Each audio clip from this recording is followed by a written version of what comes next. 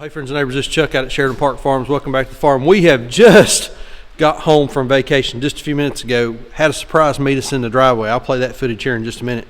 But we need to go up and feed the cows. We're going to take them up a roll of hay. And there's something going on, something that's been in the news over the past week that's got me it's kind of concerning. And I want to talk about it. So hang out with us for a little bit. Let's go feed some cows and I'll tell you what I got on my mind. So we come home from vacation. We got one in the road. Talked to Newman earlier in the week. I think this is the one I think she had gotten out earlier in the week. So we got a spot in the fence we're going to have to find, but come on, baby. Let's go. Scoot, scoot. Scoot, scoot. Scoot, scoot. She don't want to go around this curve.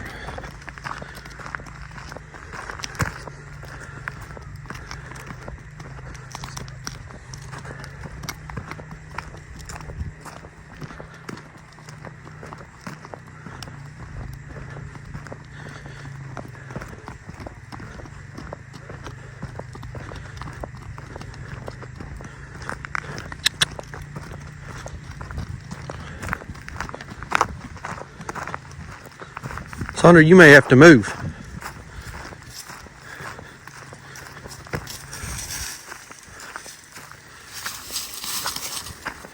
There you go.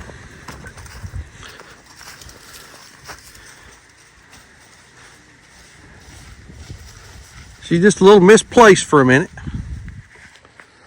Oh, it's feeding time now.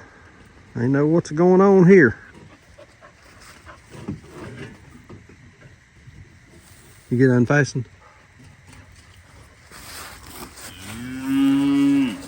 You want me to push it off, or you want to use the dump? I'm afraid to use the dump. I'm afraid it'll mash a hand. That thing goes so fast. Here, you hold the camera. You ready? There we go. Yeah, that's super easy. No problem. No problem. Everybody likes a little rabbit feed.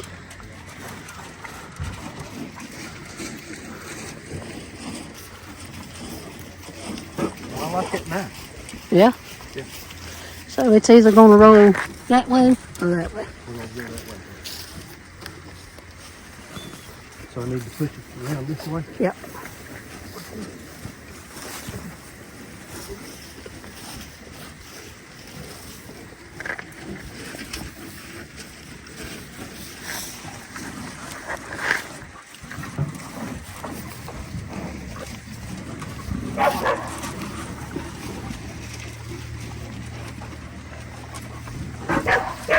Somebody got caught up in the trap. Do what? Somebody got caught up in the trap.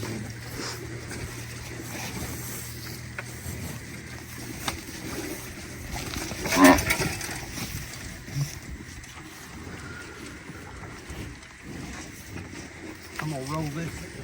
Spring up. Come over there, big one.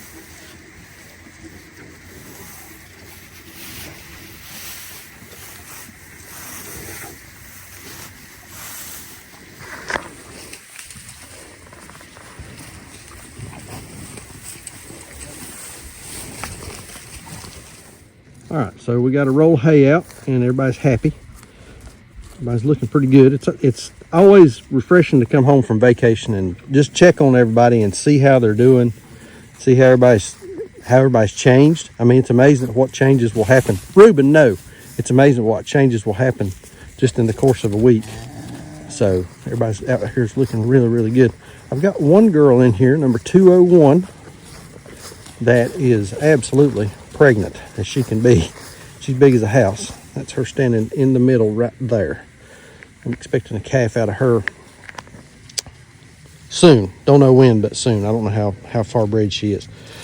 But the thing I want to talk about is Reuben, stop. And he's over here pestering the cows while they're trying to eat. The thing I want to talk about is this thing that's come out from the United Nations in the past, I guess about the past week, talking about asking people to reduce their meat consumption.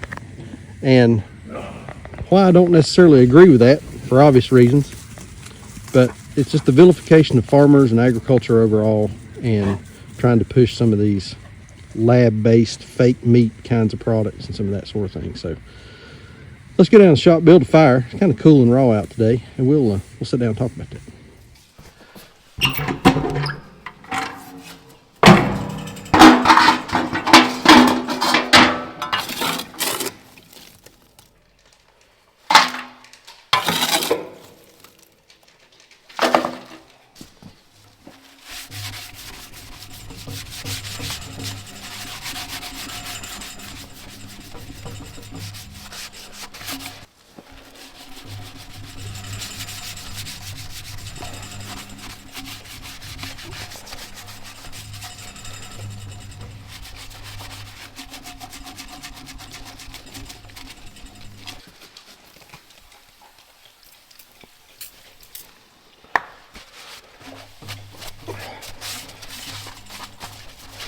So you can buy all kinds of glass cleaners for your wood stove, but honestly the thing that I found works best is just take a blue paper towel out of your shop, and I'll wet it with a little ammonia based window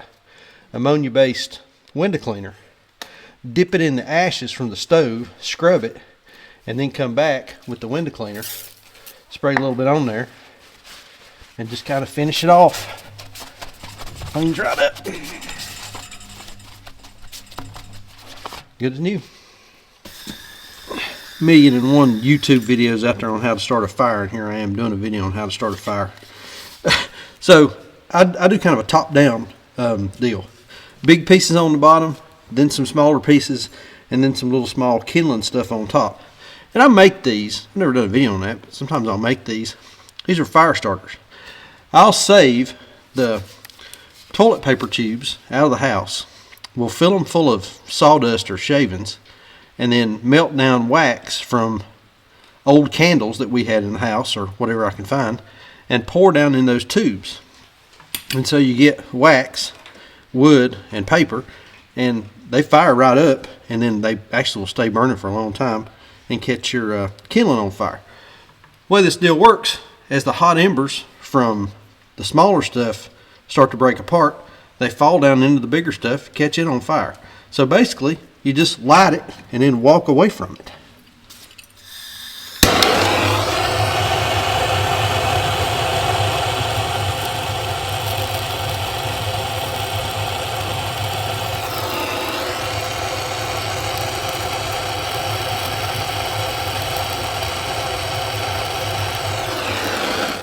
And then you don't have to sit here and babysit.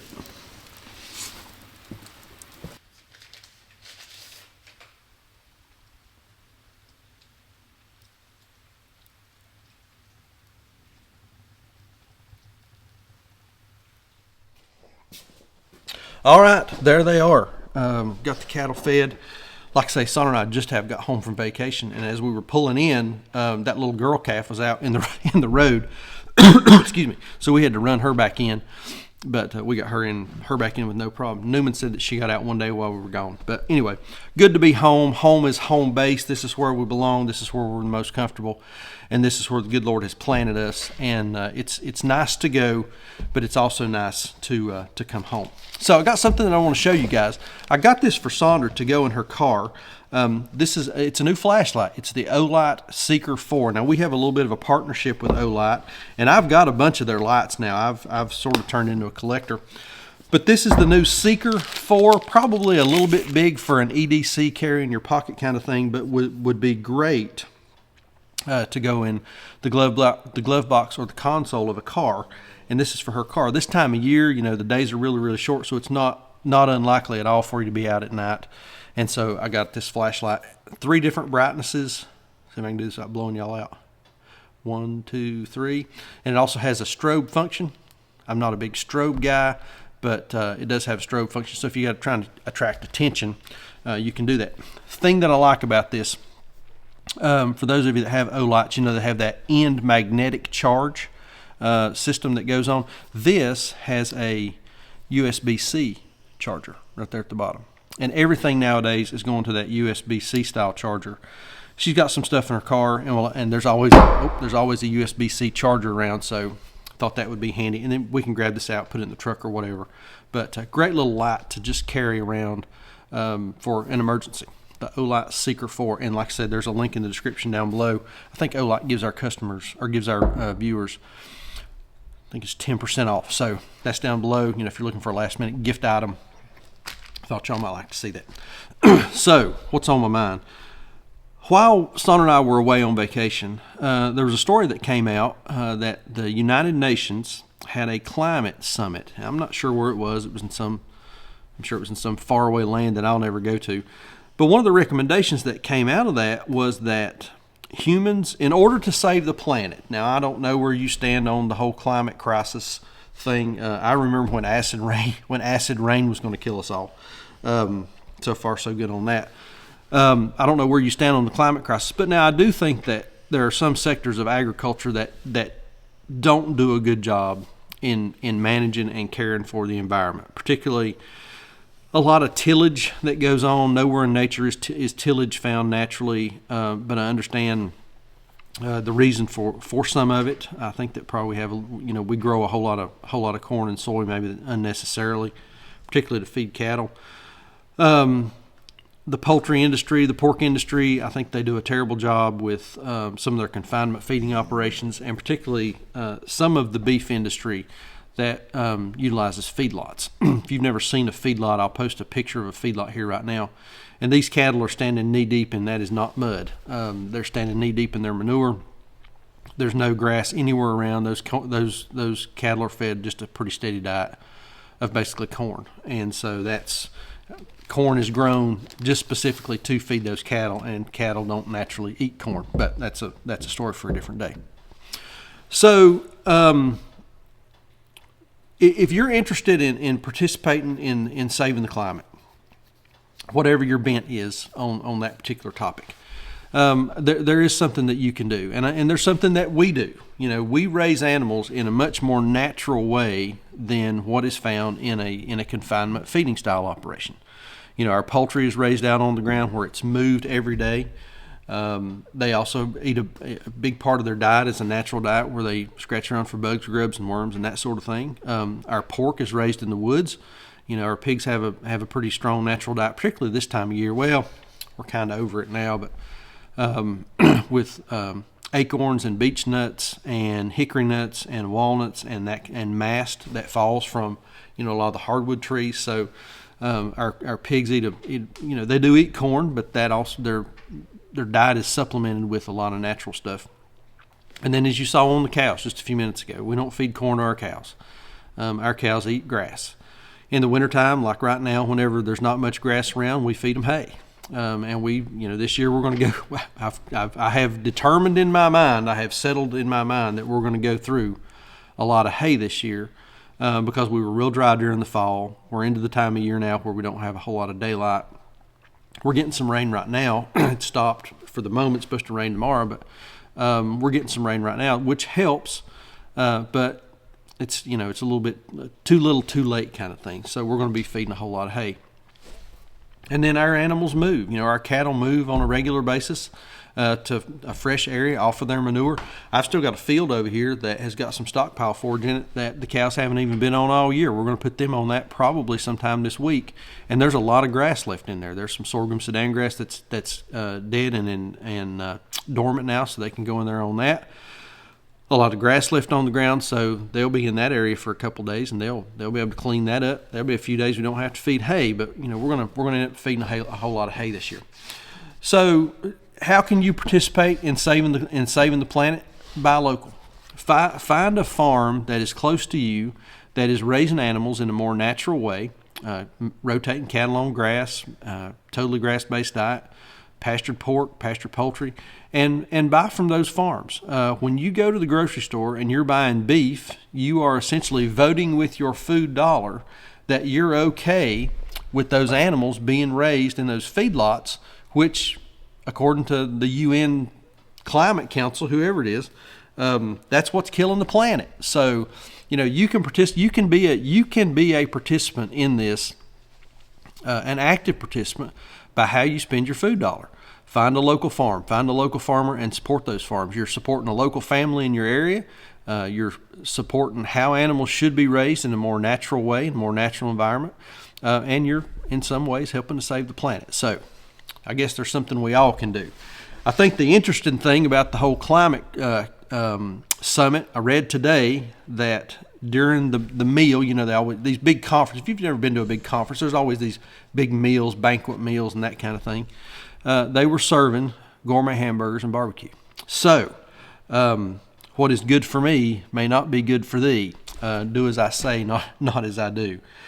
But anyway, that's what's been on my mind. I thought it's been interesting to kind of follow that. But one of the concerns that I have is, you know, some people in a faraway land that don't know me, don't know my family, don't know how we operate, don't know anything about us, are trying to tell us how we should and shouldn't live our lives and what we should and shouldn't eat. And that, to me, is a huge assault on our freedom. They're trying to basically take our cattle away from us, and I don't appreciate that. So, going to be fun to watch, interesting to watch. You know, lab-based meat, bug meat, you know, all that kind of craziness is out there nowadays, and I think it's just it's a testament to the foolishness and the slippery slope that we're sliding down on faster and faster every day. A lot of craziness in the world, a whole lot of craziness in the world. Like I always say, please keep us in your prayers. May God bless you and your families. I'm going to work on my fire, and we'll see you on the next video. Thanks.